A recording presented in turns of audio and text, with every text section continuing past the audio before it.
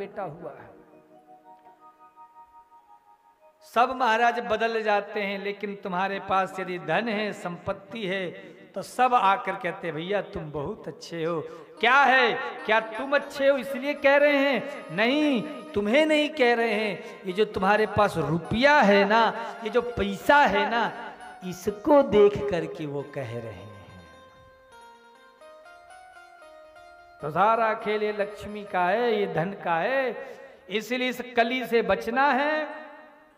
तो व्यास जी कहते हैं, बोले इस धन से तभी बच सकते हो जब ये धन राम के रास्ते से आया हो, कृष्ण के द्वार से आया हो। यदि तुम जो धन को भजन के माध्यम से, सत्कर्म के माध्यम से कमाते हो, वो ही धन तुम्हारा कल्याण करेगा। तो कथा कहती है प्रिय भक्तों कि परीक्षित आज शिकार खेलने के लिए पहुंचे। रास्ते में काल योगेन कारण शिकार खेलने की इच्छा हुई, तो एक लौटते समय प्यास लगी, एक ऋषि के आश्रम में पहुंचे। उस ऋषि को देखा तो समाधि में थे। क्रोध में आकर परीक्षित ने गले में मरा हुआ सर्प डाल दिया। कली का प्रभाव था। जैसे ही वह स्वर्ण मुकुट हटाया, बुद्धि शुद्ध हुई। तब मन में लगा, अरे राम राम, ये मैंने क्या कर दिया, ये मुझसे बड़ा अपराध हो गया। तब महाराज बड़ा पश्चाताप हुआ परीक्षित को। इधर जिस समीक नामक मुनि के गले में मरा हुआ सर्प पड़ा था, उनके पुत्र श्रृंगी को जब खबर लगी तो उन्होंने परीक्षित को श्राप दे दिया कि आज से ठीक 7 दिन बाद परीक्षित को तक्षक नाम का सर्प काट लेगा और उसके 10 लेने से परीक्षित की अकाल मृत्यु हो जाएगी। परीक्षित को जो खबर लगा कि बस 7 दिन बाद मरना है, सबसे पहले उन्होंने घर छोड़ा, राजपाट छोड़ दिया, जन्मेजय को राजगद्दी पर बिठाया और सीधे निकल लिए वन को। मैं भी कहा करता हूं अपनी कथा में कि यदि तुम्हारे बेटा बेटी का ब्याह हो गया है, 50 के ऊपर तुम्हारी उम्र हो चुकी है, तो फिर घर का परिवार का मोह छोड़ दो। उम्र भी कहती 51, 52, वृंदावन, गोवर्धन। लेकिन हकीकत यह है कि जैसे जैसे उम्र बढ़ती है ना साहब, वैसे वैसे मोह भी बढ़ता जाता है।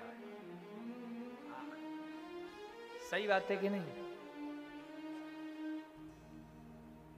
महाराज पहले तो थोड़ा बहुत भजन के नाम से, धर्म कर्म के नाम से रुपया खर्चा भी कर देते थे, पर अब तो साहब जैसे जैसे उम्र बीत रही है, कमर टेढ़ी हो रही है, घुटने काम नहीं कर रहे, आंखों से दिखता नहीं, कानों से सुनता नहीं, उतना ही ज्यादा और पैसा रुपया कपोट कपोट के धरते जाते हैं, कोई ले ना ले।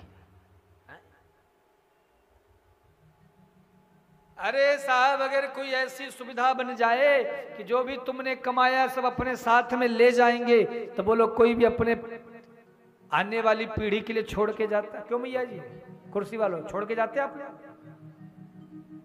अरे हमारा बेटा है, बड़ी सेवा, ले तू रख ले, करते ऐसा?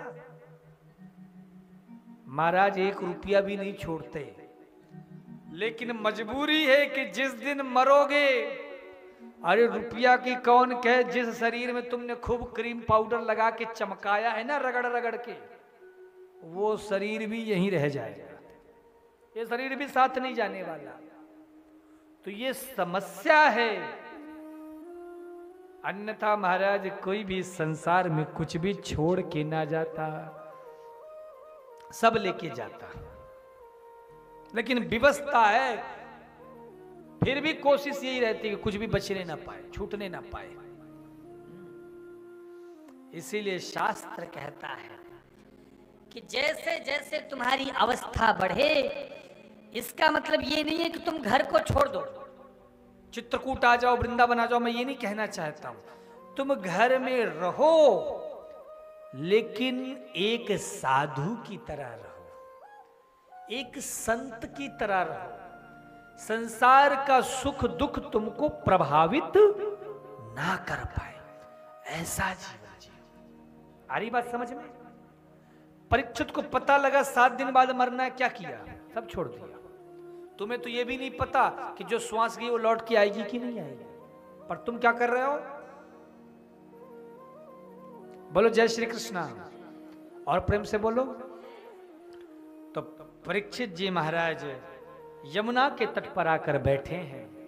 कथा कहती है प्रिय भक्तों, बड़े बड़े संतों के बीच में परीक्षित का एक ही प्रश्न है, मुक्ति का कोई मार्ग हो। और कथा कहती है कि उसी समय तत्रा भवत भगवान व्यासपुत्र यदृक्षय गामटमानोऽनपेक्षा अलच्छलिंगो निजलाभ तुष्टो वृतश्चवालये अवधूतवेशः।